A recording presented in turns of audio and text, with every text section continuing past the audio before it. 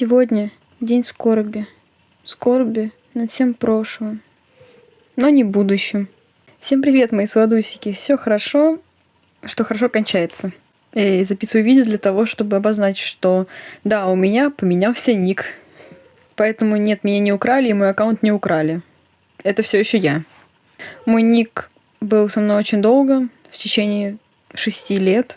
Он мне служил верой и правдой, но все меняется. Немного тяжело было жить с ником, который не все могут правильно прочесть.